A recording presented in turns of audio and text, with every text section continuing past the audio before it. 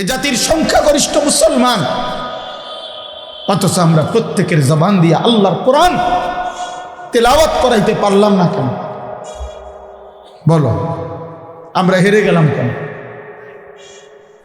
তোমরা বলো, এখানে যারা বসছো তোমরা তো সবাই আলহামদুলিল্লাহ মুসলমান আব্বা, কিন্তু এখানে তোমরা দাঁড়ায়া বলো, এক পাশে দাঁড়ায় যে তোমরা আল্লাহর কোরআন পড়তে পারো না।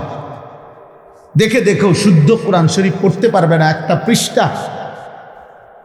এই পরিমাণ মানুষের মুসলমানের সংখ্যা এই মুহূর্তে এখানে বেশি নাকি কম? তোমাদের বিবেক তোমরা দেখা বলো।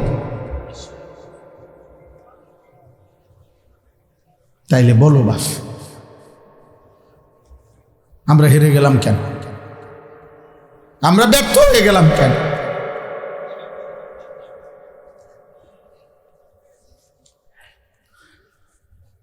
বেঈমান তোমাদেরকে নারী দেখায়া কিনে ফেলছে, বেঈমান তোমাদেরকে উলঙ্গ ছবি দেখায়া ভুলায় দিছে, বেঈমান তোমাদেরকে একটা সামান্য চুলের ফ্যাশন দেখাইয়া ভুলায় দিছে, বেঈমান তোমাদেরকে একটা 12,000 টাকার মোবাইল দেখাইয়া ভুলায় দিছে। আর আমরা অসহায়ের মতো তাকায় থাকি। আমরা ফজরের নামাজের মুসল্লির জন্য দাঁড়িয়ে থাকি, ফজরের মুসল্লির জন্য দাঁড়ায় থাকি। আহা, মুসলমানের সমাজ থেকে যদি কেউ আসতো, আমি নিজ চোখে দেখছি, আমার যেই 2 চোখে আমি দেখছি, সারা রাত জার্নি করে আমি এক জায়গায় মাহফিলে যাওয়ার পথে ফজরের নামাজের জন্য মসজিদে ঢুকছি, ইমাম সাহেব একা দাঁড়ায় আছে, কোনো মুসল্লি, কোনো মুসল্লি। তাইলে মহল্লা তো মুসলমানের মহল্লা। ইমাম সাহেব বেচারা অপেক্ষমান, যদি কেউ আসে দয়া করে, যদি কেউ দয়া করে আসে। আহ,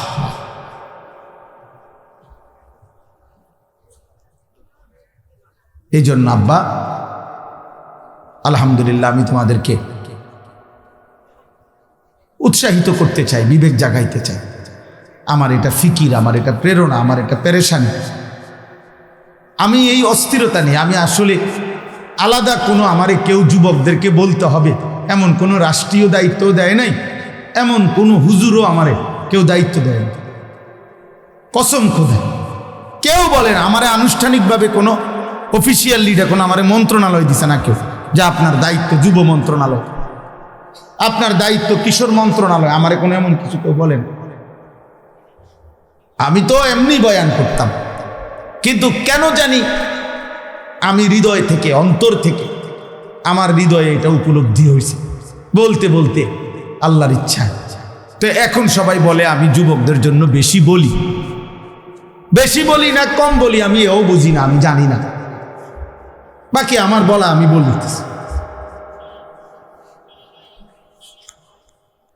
বলতেছি এতটুকু।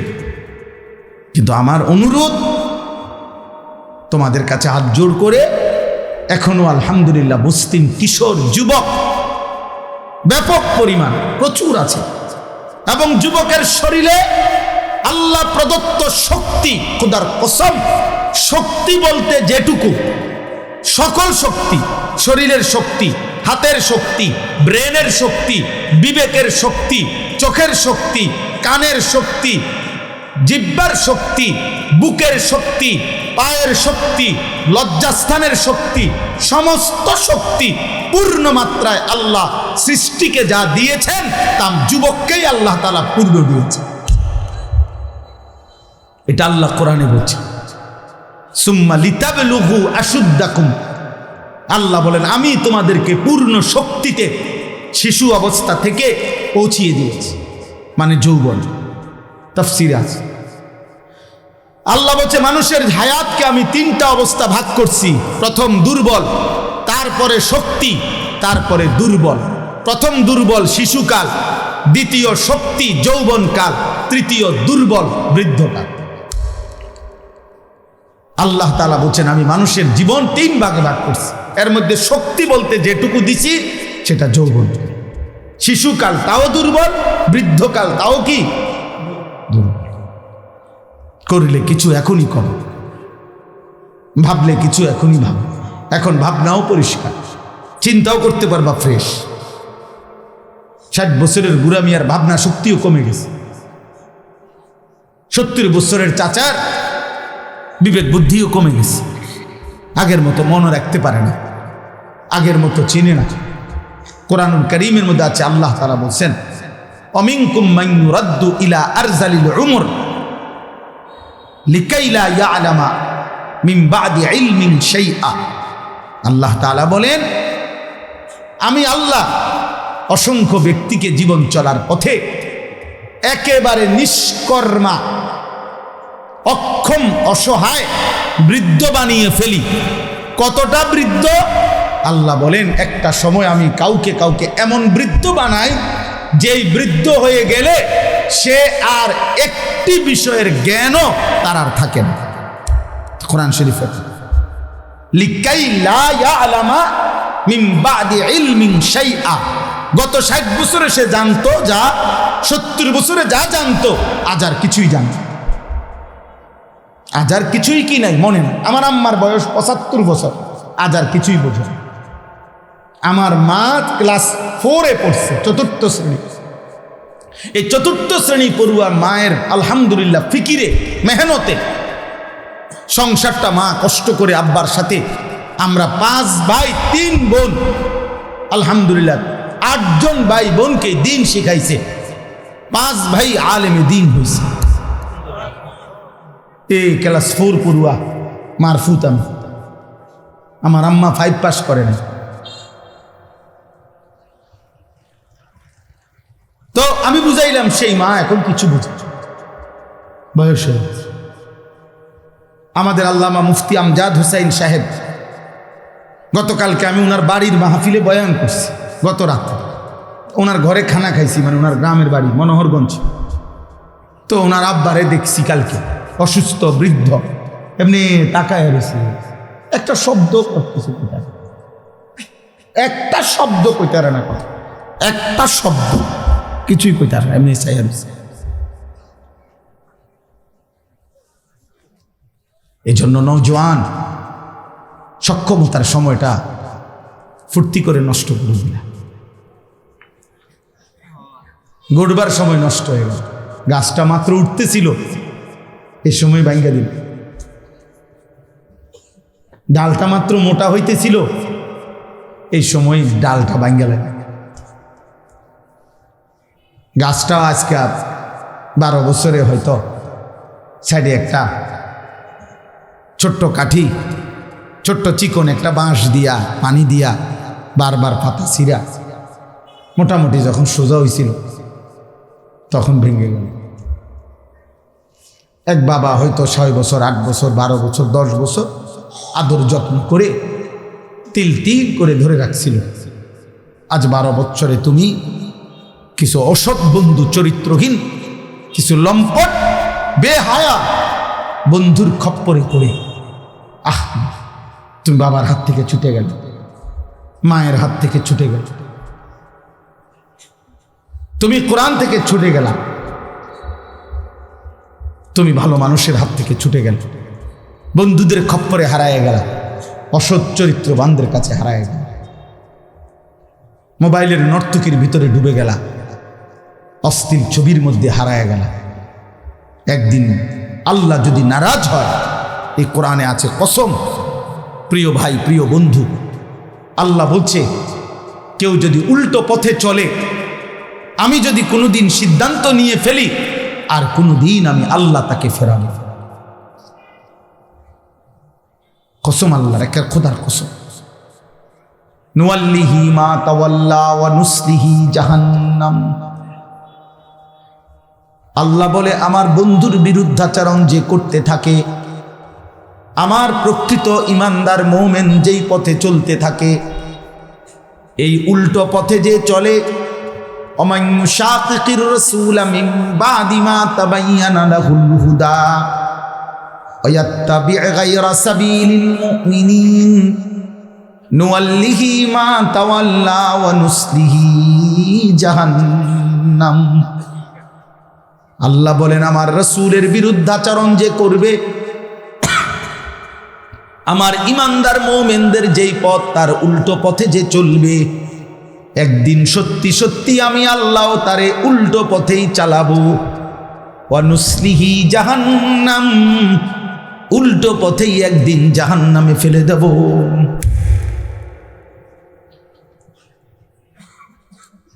তাইলে বাবা বলো, আর যদি কোনোদিন ফিরতে না পারো আল্লাহর পথে, আলোর পথে, এই নারীর আকর্ষণ যদি তোমার আর কোনোদিন না আসে, জিনাবে বিচারের এই দৃশ্য দেখা, এই অসভ্য এই নষ্ট চরিত্র যদি আর কোনোদিন না বদলায়, হ্যাঁ, আমি তো এমন বুড়া মানুষ দেখছি, কসম খোদা, এমন বুড়া মানুষ তো দেখ, একবারে বুড়া বেকা হইয়া গেছে, বুড়া এমন ডাকাত, একটা সেজদা দেন। আর আমি সবাইরে বলতেছি না, আমি নিজে দেখছি, আমার মহল্লাতে আছে। আয় হায়, আয় হায়, 70 বছরের বুড়া চাচা, আর কোনোদিন আখেরাত মনে পড়ে না, আখেরাত মনে পড়ে। আল্লাহ যদি না ফিরা, আমরা হাজার ওয়াজ বেটা, আমি বক্তা না বেটা, বাংলাদেশের সমস্ত বক্তা যদি বাইটা পাউডার বানাইও খাওয়ায়, আল্লাহর কসম, আল্লাহর কসম, আল্লাহর কসম, হেদায়েত চূড়ান্ত ফয়সালা আমাদের কারো হাতে না, শুধুই কেবল আল্লাহর হাতে, আল্লাহর হাতে, আল্লাহর হাতে। আমরা শুধু বলে যাই, আমরা ফেরিওয়ালা, যে শুধু পণ্যের ঘোষণা দিতে থাকি, যে রবের কথা বলতে থাকি, আসমানওয়ালার কথা বলতে থাকি, বলতেই আছি, বলতেই থাকি, কিন্তু ফয়সালা করে কে? আল্লাহ। আমাদের নবী সাল্লাল্লাহু আলাইহি ওয়াসাল্লামের হাতে অসংখ্য লোক কালেমা পড়ে মুসলমান হয়েছে কিনা? কথা বলে না তো, তা আবু তালেব হলো না কেন? নবীজির আপন চাচা, উনি তাইলে নবীর হাতে কালেমা পড়ল না কেন? মূলত ফয়সালা তাইলে কোথায়? আবু জেহেলের ঘর, এই গোটা মক্কার আল্লাহর ঘর, কাবা ঘরের সর্বপ্রথম, কাবা ঘরের পরে প্রতিবেশী হিসাবে সর্বপ্রথম ঘর যার, আবু জেহেলের ঘর। কাবার পরে, আল্লাহর ঘরের পরে কারো ঘর এতটা কাছে ছিল না, আবু জেহেলের ঘর ছিল কাবার প্রতিবেশী, প্রথম ঘর। এখনো এই বাথরুম টয়লেট ওইখানে হাজি সাহেবরা পেশাব পায়খানা করে ওইখানে গিয়া, তো এই ঘর দেখলেই বোঝা যায় আল্লাহর ঘরের পরে প্রথম ঘর, কাবার প্রথম ঘর, কাবার পরে আবু জেহেলের ঘর। কিন্তু আসমানওয়ালা বলছে এত কাছে থেকেও আমি হেদায়েত দেব না। তো পাইছে হেদায়েত? হযরতে বেলাল, আব্বা সে মক্কারও না মদিনারও না, সে হাবশি গোলাম, আফ্রিকা থেকে মালিক টাইনা বেলালকে বলছে, বেলাল আয়, তোরে ঈমান দেব, তোরে জান্নাত দেব। সালমানকে আল্লাহ বলছে, সালমান তুই পারস্য থেকে আয়, ইরান থেকে, আমি তোকে ঈমান দেব। হযরতে সুহাইব, আল্লাহ বলছে তুমি রোম থেকে আসো, ইটালি থেকে। হযরত সুহাইবের বাড়ি ছিল ইটালি, রোম, সুহাইব রোমি। আল্লাহ তাআলা সেখান থেকে টেনে এনে নবীর সাহাবী বানাইছে। হযরত আবু যর গিফারি, মক্কা মদিনার না, গিফার গোত্র, অনেক দূর।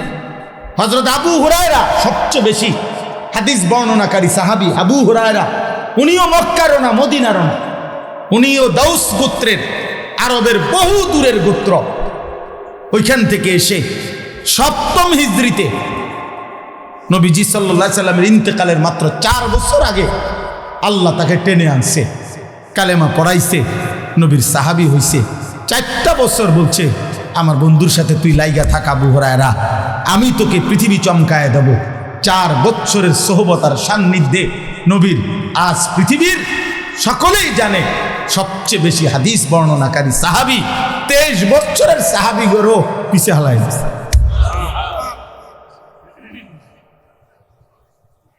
আল্লাহ গায়ে দিছে।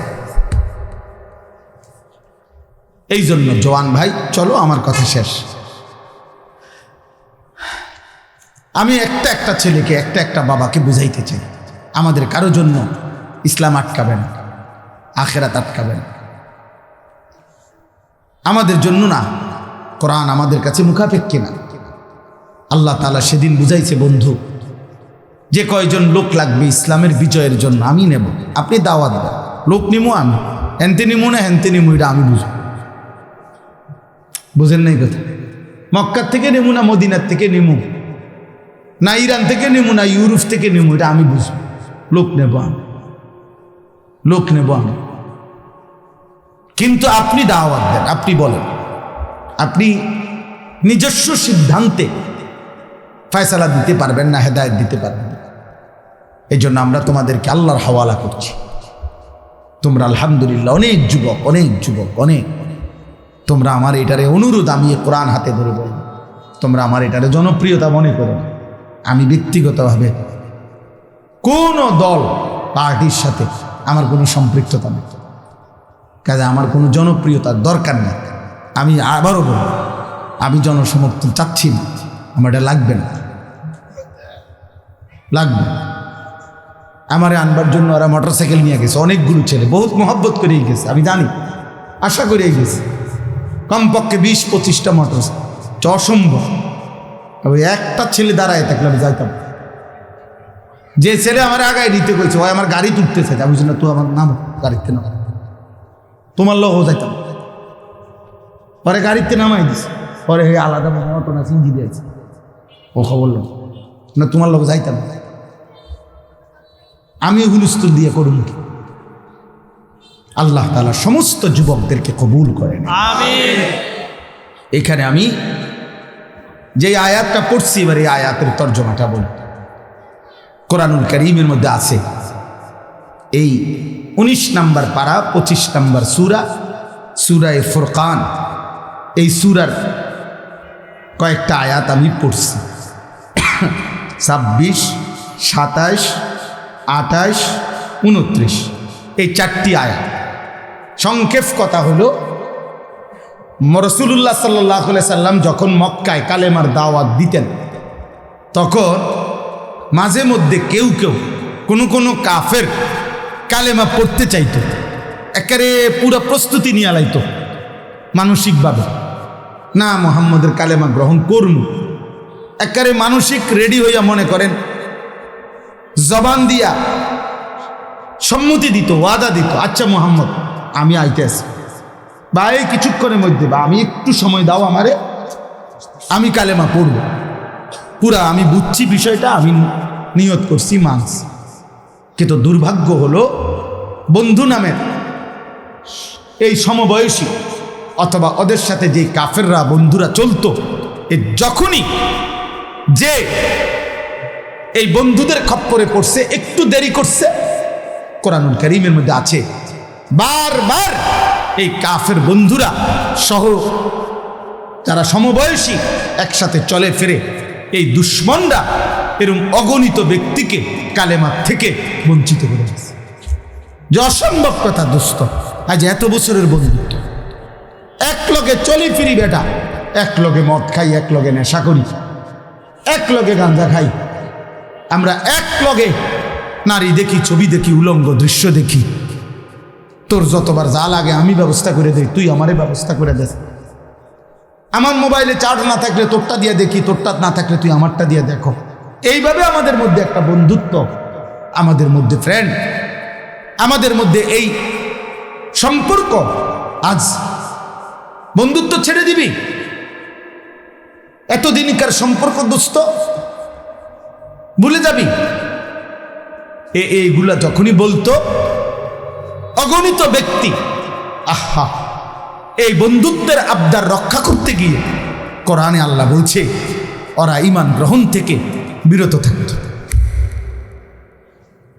বিরত হইত, ঈমান গ্রহণ করতে আর পারে না।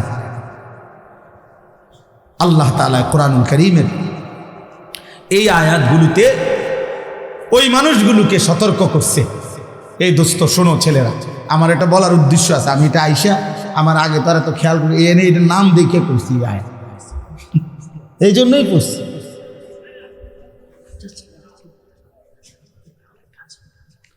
মানে এখন নামটাতে সুন্দর, ফ্রেন্ডস ক্লাব, দোস্ত ক্লাব। এই দোস্ত ক্লাবের জন্যই বলছি আয়াত, এটা দেখেই আমি আয়াত করছি। আমি আরেকখান দিয়া পড়বো নিয়ত করছিলাম কোরআন শরীফে, কিন্তু ওই নাম আইসা দেখা তাৎক্ষণিক এখান থেকে পড়ছি ফ্রেন্ডসের জন্য। তো আমার ভাই, আমার বন্ধু, আল্লাহ তাআলা তাদেরকে মনে করাই দিছে যে হায় বন্ধু তোমার কত বড় ক্ষতি করে ফেলল। আয় আয় হায় দোস্ত, সে হয়তো বলছিল দোস্ত হুজুরের কথাগুলো ভাল লাগছে রে, নারী নামাজ পড়মু রে। আরে দূর বেটা, বেটা দাঁত ফালাই তুমি বেটা, পাগল কথা বলবেন। এরকম কত হুজুর আইয়ে যায় বেটা, চিনি না বেটা। হুজুরের মধ্যে তো কত বেটা সদর বদর আছে বেটা, হুজুরের তো কথার স্টেশন নাই। এই মানে আমরা দিলওয়ারি, তোমার দিলওয়ারি শেষ করে, তোমার হিম্মত, তোমার মনোবল, তোমার একটু এগিয়ে আসার প্রেরণা এই বন্ধু নামের এই বেঈমান, বন্ধু নামের এই শয়তান শেষ করে দিল। আল্লাহ তাআলা বলেন হায় খোদার কসম, এই মানুষগুলো যারা বন্ধুর কারণে, আব্বা শোনো, যারা বন্ধুর কারণে আল্লাহ মানতে পারে নাই, নামাজ মানতে পারে নাই, সেজদা দিতে পারে নাই, আল্লাহর গোলামি করতে পারে নাই, গুনাহ ছাড়তে পারে নাই, নারীর লোভ ছাড়তে পারে নাই, মদ জুয়া জিনা ব্যভিচার নোংরামি অসভ্যতা ছাড়তে পারে নাই, আমি এই কোরআন হাতে কসম করে বলছি রে আব্বা, কিয়ামতের দিন ওই বন্ধুর কথা স্মরণ করে এই যুবক, এই ছেলেরা, এই মানুষগুলো আফসোস করবে, আফসোস করবে, আফসোস। আফসোসটা কেমন আফসোস? আল্লাহ বলেন দেখো, আল মুলকু ইয়াউমাইদিনিল হাক্কু লিররহমান। আল্লাহ তাআলা বলে বান্দা শোনো, ক্ষণিকের সাময়িক জীবিত থাকাকালীন কিছু মালিকানা দুনিয়ার মধ্যেও আমি দিয়েছিলাম তোমাদেরকেও। তোমারে বলছি তুমি এই 10 শতকের মালিক, তোমারে কইছি তুমি এই 30 শতকের মালিক, তোমারে বলছি তুমি এই গাড়িটার মালিক, তোমারে বলছি তুমি এই গাড়িটার মালিক, বাড়ির মালিক। আচ্ছা এডিরে তুমি মালিক কইছো নিজে, আমি আল্লাহ কিছু কই নাই। আচ্ছা ঠিক আছে, যে আর যে কয়দিন সুবিধা, এ কয়দিন মালিক বনো, মালিক হইতে থাকো। কিন্তু আল্লাহ বলছে বান্দা একদিন মনে রেখো, এমন একটা দিন আসবে যেদিন আমি আল্লাহ বললাম, যেদিন সমস্ত প্রথম ব্যক্তি থেকে শেষ ব্যক্তি, আদম থেকে ইসরাফিলের ফু পর্যন্ত সকলেই একটি মাঠে একত্রিত হবে। সেই হাসরের মাঠে কারো কোনো ন্যূনতম জাররা পরিমাণ মালিকানা থাকবে না। সেদিন সমস্ত কিছুর মালিক হব আমি আল্লাহ একাই। আল মুলকু ইয়াউমাইদিনিল হাক্কু লিররহমান। সেদিন নিশ্চিত সত্য কথা যে হাসরের দিন আল্লাহ বলেন বাদশাহী মালিকানা শুধুই আল্লাহর জন্য, আল্লাহর জন্য।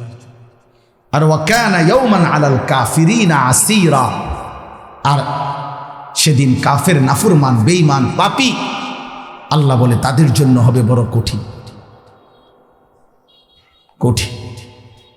আজ তো আমি তোমারে আলগা মালিকানা দিছি দেখা তুমি মাতবরি করছে, এই হুজুর জান এটা আমনের নি, এটা আমগো বাড়ি, আমি এনে ডেক্সেট বাসাই নলে ল্যাংটা হইয়া নাসি, আমনের কি জানেন তেমনি।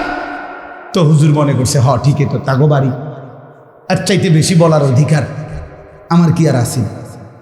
কইছি বাবুরে পাত্তা দিছে না, আমি আর কি করি? তো দুনিয়াবি মালিকানার কিছুটা দাপট তো তুমি দেখাই না। আল্লাহ তাআলা বলেন সেদিন হাসরের ময়দানে আল্লাহ বলেন সমস্ত কাফের, বেঈমান, নাফরমান তাদের জন্য বড় কঠিন, কারণ সেদিন শুধুই মালিকানা কার? বলো না ভাই কার? বলেন না বাবা কার? আল্লাহ বলেন ওয়ায়াউমা ইয়াআদ্দুয যালিমু আলা ইয়াদাইহি।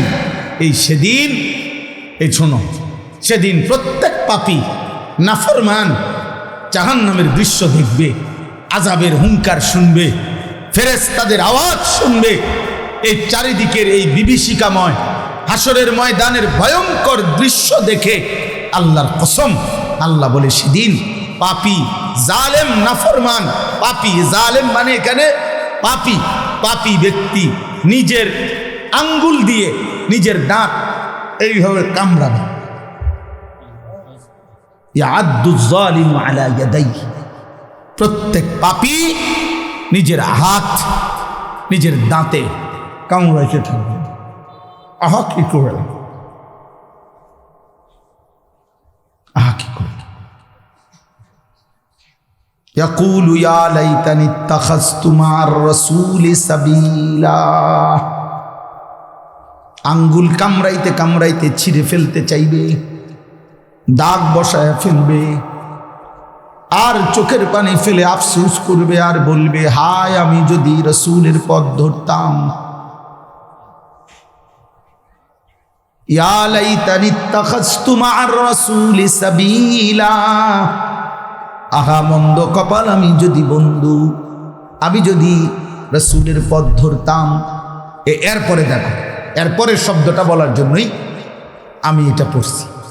ইয়া ওয়াইলাতা লাইতানি লাম আত্তাখিজ ফুলানান খলিলা। এ খলিল মানে বন্ধু, খলিল মানে কি? বন্ধু। আল্লাহ বলে প্রত্যেকটা পাপী, খোদার কসম, সেদিন নাফরমান পাপী এই আঙ্গুল কামড়াবে আর বলবে ইয়া ওয়াইলাতা, হায় আমার আফসোস, লাইতানি, আহা আমি যদি, লাম আত্তাখিজ ফুলানান, অমককে, অমককে, এ নাম মনে পড়বে, ওই লম্পটকে, ওই নারী লুবিকে, ওই মদখোর গাঁজাখোর ফুট্টাখোরকে, ওই জুয়ারিকে, ওই মানুষ নামের দুষ্ট শয়তানটাকে আমি যদি খলিলা, বন্ধু না বানাইতাম, বন্ধু না বানাইতাম, বন্ধু না বানাইতাম, তাইলে তো আজ আমিও জাহান্নাম থেকে বাইচা। এই আমার কথা শেষ। লাকাদ আদাল্লানি আনি যিকরি ইয জাআনি, এই দেখো ভাই, লাকাদ আদাল্লানি আনি যিকরি বাদা ইয জাআনি, সে তখন আফসোস করবে আর বলবে আহারে আমার আল্লাহর পক্ষ থেকে তো হেদায়েত আমার কাছে আসছিল, আমগো গ্রামের মসজিদে তো আজান হইতো, আমগো বাড়িতেও তো দেখছি কোরআন শরীফ রাখা ছিল, আমার মাও তো কইছে আমি মুসলমান, আমার বাবাও তো বলছে আমি মুসলমান, আমাগো গ্রামে কত হুজুর, কত আলেম, কত ইমাম, কত বক্তা, তারাও তো চিৎকার করে করে বলছিল, আমার আল্লাহর দিকে ডাকছিল, কিন্তু আদাল্লানি, বন্ধু নামের ওই চরিত্রহীন, বন্ধু নামের এই শয়তান, ও না আমারে পথভ্রষ্ট করে দিল, ও না আমারে বরবাদ করে দিল। আহা, আমি তো এমন ছিলাম না। কোনো বাচ্চা তো মদখোর হয়ে জন্মায় না, কোনো বাচ্চা তো নেশাখোর হয়ে জন্মায় না, কোনো বাচ্চা তো জুয়ারি হয়ে জন্মায় না, কোনো বাচ্চা তো বেবিচারী জিনাকার হয়ে জন্মায় না রে আব্বা, কোনো বাচ্চা তো উলঙ্গ ছবি দেখতে দেখতে বড় হয় না। বন্ধু নামের কোনো হাইওয়ান, বন্ধু নামের কোনো শয়তান পরে নারীর আসক্ত বানাইছে, মদের আসক্ত বানাইছে, জুয়ার আসক্ত বানাইছে। নাউযুবিল্লাহ, নাউযুবিল্লাহ। ওয়া কানা আশ-শাইতানু লিল ইনসানি খাযুলা, আল্লাহ তাআলা বলেন শয়তান প্রতিনিয়ত মানুষকে পদস্খলন করতে চায়, আল্লাহর থেকে ফিরাইতে চায়।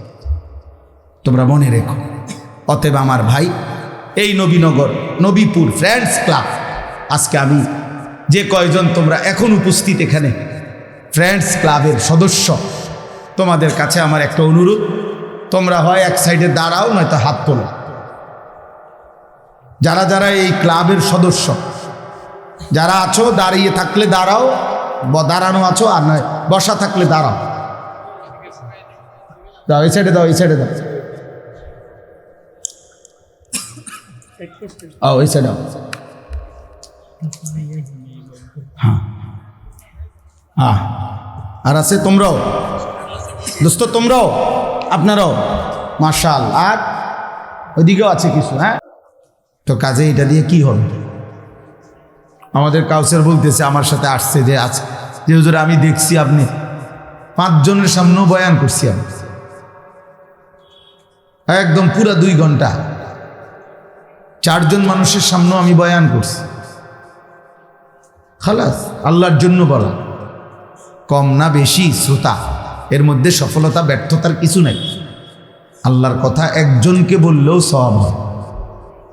নেকি দরকার, আখিরাত দরকার, সওয়াব দরকার। ব্যক্তিগতভাবে আমি কোনো প্রার্থী না, আমার কোনো মার্কা নাই, কোনো মার্কার পক্ষে আমি ন্যূনতম কোনো প্রচারণাও করি না, ঘুরে গেড়াইও বলি না। তাহলে অতএব আমি জনপ্রিয়তা দিয়ে কি করব? ব্যাপক জনসমর্থন দিয়ে আমি করব কি? এই জন্য ভাই, নওজোয়ান বাবা, প্রত্যেকে ওলামায়ে কেরামের কথার প্রতি মনোযোগী হলে ভালো। এই বুট বাদাম খাচ্ছেন যারা, এটাও মনোযোগের জন্য ঠিক না। না, এটা হাসির বিষয় না, ফাজলামির বিষয়, এটা বিবেকের বিষয়। আমি বললাম এটা ফাজলামি না। হাদিসের মধ্যে কথা স্পষ্ট আছে, সাহাবায়ে কেরাম বলেন তারা যখন নবীজির সামনে আল্লাহর কথা শুনতেন মনে হতো যেন ওনাদের শরীরে মাথা নাই। মানে এতটা নীরব নিস্তব্ধ, এতটা মনোযোগী হইতেন যেন মাথা এক বিন্দু নড়ে না। কোন কোন সাহাবা বর্ণনা করতেন মনে হইতো যেন আমাদের মাথার উপরে, কাঁধের উপরে আইসা পাখি বসছে, আমরা এভাবে নীরব থাকতাম, কোনো নড়াচড়া নেই। ইচ্ছা করলে পাখি এসে বসতে পারত, এতটা মনোযোগ দিতেন। শতভাগ মনোযোগ এবং আন্তরিকতা মানুষ বদলায়। আমার জীবনে আমি এই আল্লাহর দয়ায় কম বেশি যেটুকু ওয়াজের তৌফিক আল্লাহ দিছে, আজ 21 বছর, এই 21 বছরের ভিতরে আমি বহু ছেলে, বহু মানুষ দেখছি আলহামদুলিল্লাহ, মনোযোগী ছিল, কথা শুনছে, ধীরে ধীরে আল্লাহ জিন্দিগি বদলায় দিছে। আর এই অমনোযোগী গাফেল ফালতু মানুষ, এ ফালতুই রয়ে গেছে, বুড়ো হয়ে গেছে, বাঁকা হয়ে গেছে, কিন্তু অসভ্য অভ্যাস এখনো যায় না, বদ অভ্যাস যায় না, কোনো পরিবর্তন নেই। কেন? কলিজা খুললে দেখা যাবে হৃদয়ে আল্লাহর কথা শুনবার, গ্রহণ করার কোনো মানসিকতাই ছিল না, যার কারণে কোনোদিনও পরিবর্তন হয় না, বদলায় না। একটা 1 বছরের বাচ্চা সে যদি একটা ছোট্ট পুকুরে পানিতে, একটা 1 বছরের বাচ্চা, মাসুম বাচ্চাও যদি একটা ঢিল মারে, ছোট্ট ঢিল, বাচ্চাটাই ছোট, ঢিলটাও তো ছোটই হবে, এই একটা ছোট্ট ঢিল মারলেও ওই পানিটা একটু হলো নড়ে। আর এটা কেমন মানুষ, খোদার 1 বছরে প্রতিদিন 5 ওয়াক্ত নামাজের আজান হয়, একদিনও 5 ওয়াক্ত নামাজ পড়ে না, এটা কেমন মানুষ? এটা তো আসলে মানুষ না, এটা মানুষ রূপী এক ধরনের জানোয়ার। এটার তো কোনো দিল বলতে কিছু নেই। এই দিল যদি পাথরও হইতো, তাইলেও পাথরের উপরেও যদি কেউ 1 বছর পানি ঢালতো, পাথরটাও নরম হয়ে যেত। 365 দিন খোদার 1 বছরে কোনো দিন ফজরের আজান শোনে না, সে কিসের মানুষের বাচ্চা? এইটা অমানুষ না তো মানুষ? অমানুষটা কি? এইটা মানুষরূপী জানোয়ার না তো জানোয়ারটা কি?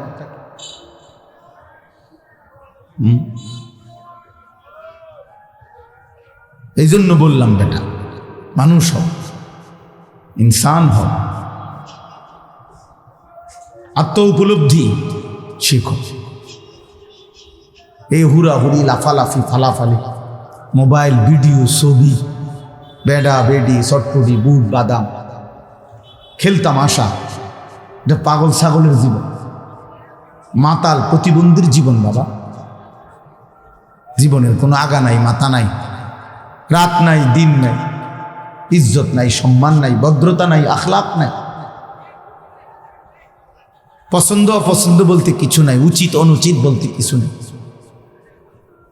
যেখানেই মন চাইছে আমার মতো আমার, এখানে বয়স্ক বাবা আছে, চাচা আছে, আলেম আছে, দিনদার মানুষ আছে, এখানে আমার এই কাজটা মানাবে কিনা এতটুকু বিবেক, বুদ্ধি, বিবেচনা, বোধ অনেকের ছেলে পেলে তোমাদের মধ্যে নাই। তুমি তোমার মতোই চলতেছ,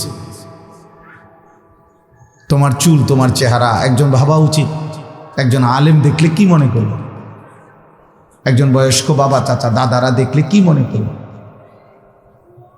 মা চাচিরা দেখলে কি মনে করল। তোমার মুখের এই বিশ্রী গালি, মাত্র 14 বছর 16 বছর বয়সে এমন নোংরা গালি এক বন্ধু আরেক বন্ধুকে দেয়, কুত্তাও এমন কথা বলে। এটা বন্ধুত্ব হইল?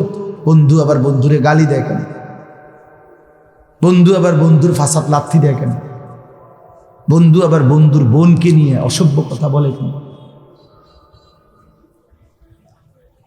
কিভাবে সম্ভব যদি মানুষ হইত? এজন্য ভাইয়া মনে রাখো বাবা, যে যেখান থেকে আসো ভাই, জীবনের অর্থ কিন্তু শুধু উপভোগ না, জীবনের অর্থ শুধু উল্লাস না, জীবন মানে উপভোগ, জীবন মানে লজ্জাস্থান, যে লজ্জাস্থানের চাহিদা পূরণ, শাহওয়াত, এরই নাম জিন্দিগি? না, এটা জীবন না, এটা কোনো মানুষ না। মানুষ তাকে বলে বিবেক বুদ্ধি যার কাজ করে, উপলব্ধি যার আছে, পার্থক্য শক্তি যার মধ্যে আছে, অর্থাৎ এটা সত্য, এটা মিথ্যা, এটা উচিত, এটা অনুচিত, এটা করণীয়, এটা বর্জনীয়, এটা হালাল, এটা হারাম, এটা আদেশ, এটা নিষেধ, এই পার্থক্য শক্তি। এটা মা, একে দেখা যাবে, এটা আমার বোন, একে দেখার অনুমতি আছে, এটা আমার স্ত্রী, একে দেখার অনুমতি আছে, এটা ভিন নারী, এটা অন্য মহিলা, আমার দেখার অনুমতি নাই। এই পার্থক্য শক্তি যার মধ্যে আছে। এটা আমার উপার্জনের টাকা, এটা নেওয়া জায়েজ, এটা সুদের টাকা, এটা নেওয়া আমার জন্য জায়েজ না। এই যে পার্থক্য শক্তি, হালাল হারাম, এটা কুকুর, এটা খাওয়া জায়েজ না, এটা ছাগল, এটা গোশত খাওয়া জায়েজ, এই যে পার্থক্য, এইটুকু শক্তি খোদার কসম যার মধ্যে নাই, এই বিবেচনা বোধ, পার্থক্য শক্তি, অমানুষ না, ও জানো। আমি বললাম ওরে জানোয়ার না, আরো যদি ভয়ঙ্কর বলতে হয় তো এই আচরণ কুত্তার আচরণ। এই জন্য নিয়ম হলো, বইতে আছে কুকুর যেই কোনো ফেলে দেওয়া জিনিসে মুখ দেয়, কুত্তার স্বভাব যেই কোনো ফেলে দেওয়া জিনিস মুখ দেয়। তাহলে তোমরা যারা যেই কোনো নারী দেখো, তোমার জন্য এটা হালাল না হারাম তার কোনো বাস বিচার নেই। মুসলমান না কাফের, হিন্দু না বৌদ্ধ, ইহুদি না খ্রিস্টান, এত কিছুর দরকার নাই, আমি সব দেখি। আমি এই স্বভাব কুকুরের স্বভাব। কিতাবে আছে, আমরা পড়ছি, বাঘের স্বভাব। বাঘ প্রাণীর মধ্যে সে কখনো এমনি ফেলে রাখা গোশত মুখ দেন, জঙ্গলের বাঘ নিজের শিকার করা গোশত ছাড়া সে খায়। এটা তার আত্মমর্যাদা, আত্মসম্মান, এটা তার প্রেস্টিজ। এই জন্য আমি এটা কখনোই আহামরি কিছু মনে করি। অনেক ছেলে হইছে, কম হইছে, বেশি হইছে, অনেক মানুষ হইছে, না হইছে, হইলেই কি না হইলেই কি, হইলেই কি আর না হইলেই কি। আমি তো এটা ইয়াকিনের সাথে বিশ্বাস করি, একজনের কাছে আল্লাহর কথা বললে সওয়াব হয়, সওয়াব হয়।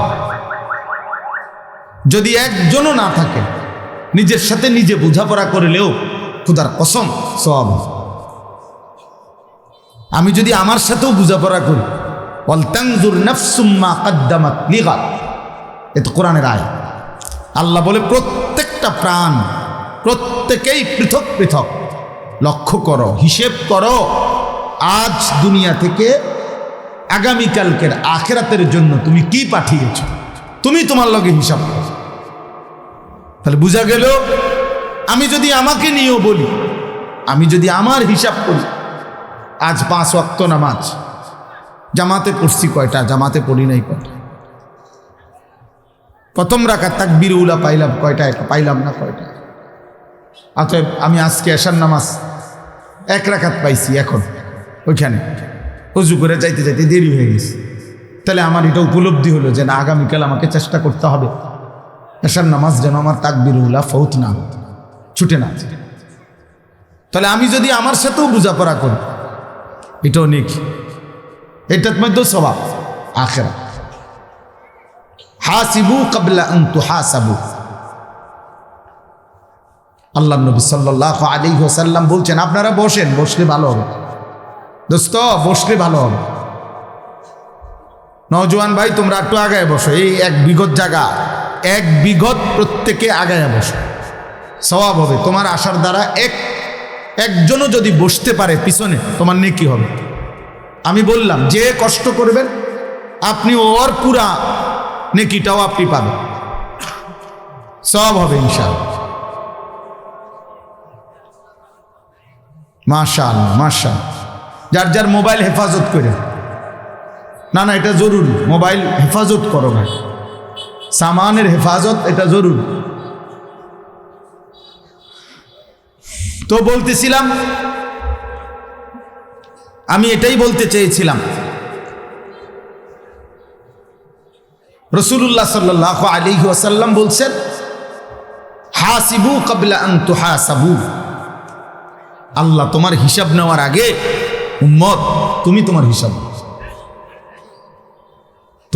তুমি কর, তুমিই তো বুঝো কোনটা হালাল কোনটা হারাম, কোনটা আদেশ কোনটা নিষেধ।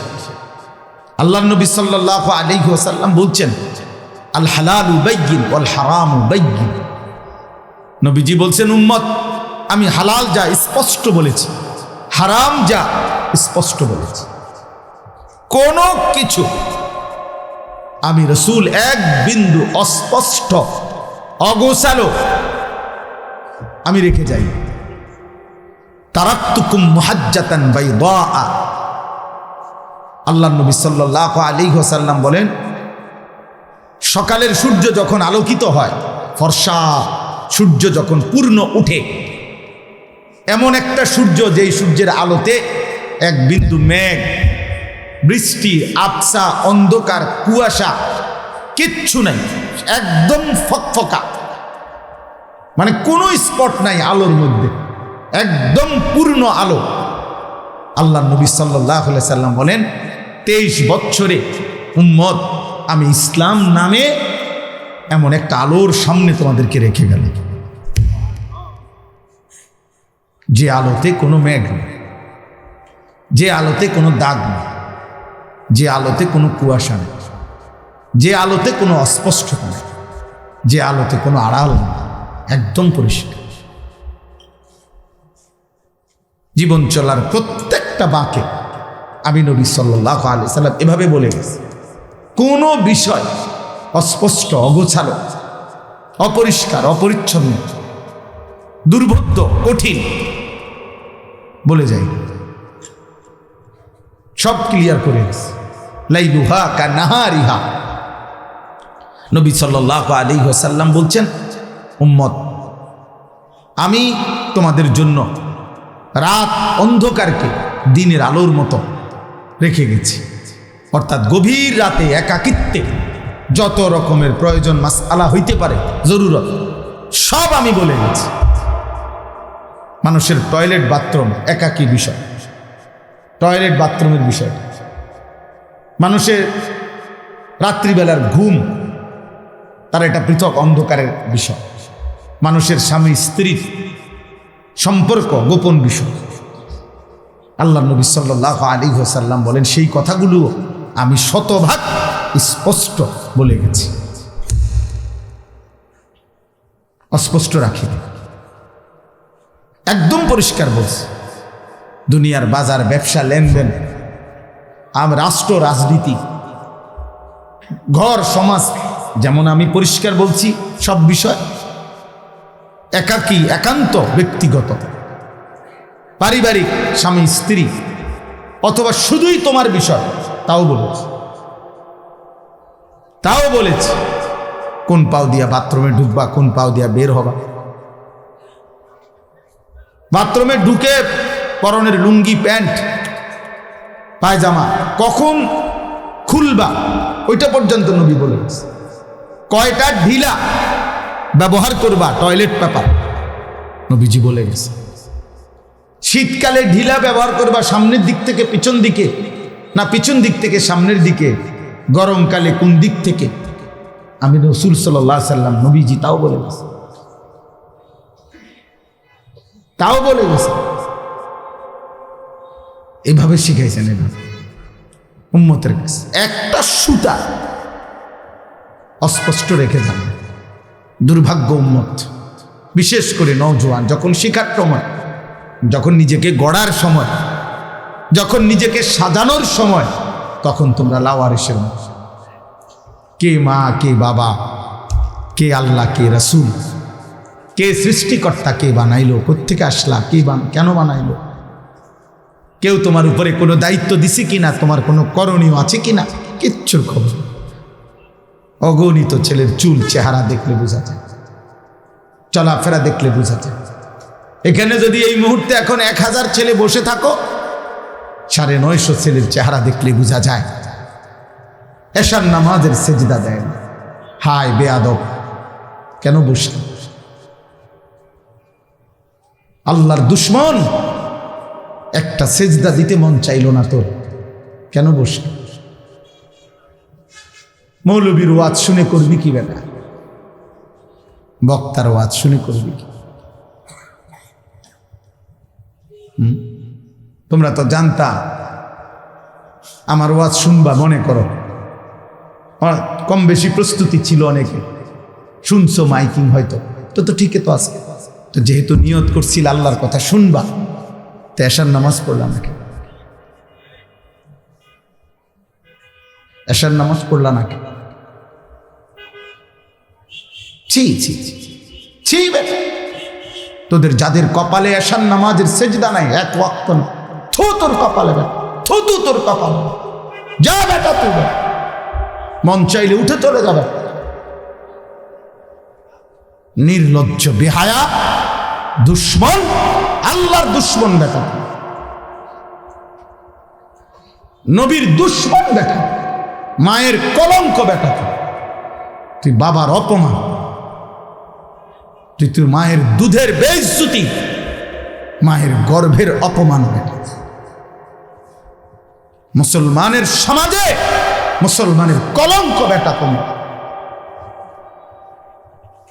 তোদের মা তোকে আল্লাহ চিনাইতে পারে না, তোদের বাবা তোকে আল্লাহ চিনাইতে পারে নাই, চারিদিকের এত মসজিদ তোদেরকে আল্লাহ চিনাইতে পারে নাই, প্রতি ওয়াক্ত নামাজের আজান তোদেরকে আল্লাহ চিনাইতে পারে নাই, এত মাহফিল তোদেরকে আল্লাহ চিনাইতে পারে নাই, এত আলেম তোদেরকে আল্লাহ চিনাইতে পারে নাই, আল্লাহর কোরআন তোদেরকে মালিক চিনাইতে পারে নাই।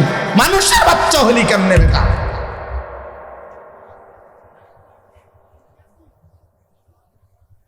ওই হাসে, দেখেন ওই হাসে, ও বুঝছে আমারই কইতেছে।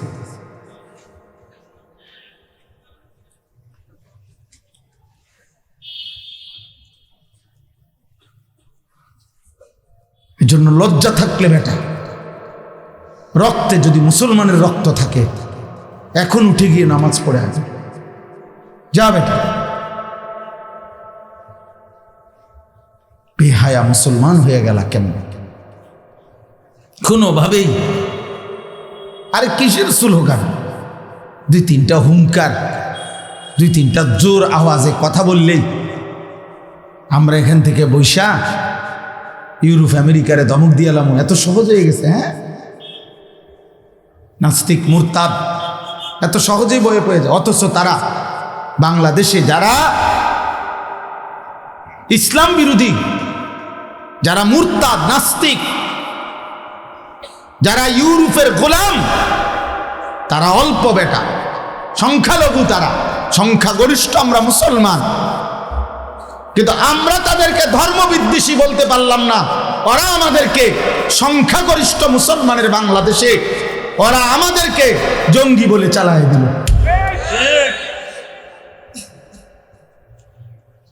আমরা হয়ে গেলাম ধর্মান্ধ মানে আমরা ধর্ম নিয়ে অন্ধ। ওরা হয়ে গেল উদার। অল্প কয়টা ফাসেক ফুজ্জার, অল্প কয়টা নাস্তিক, নাস্তিকের দোষর।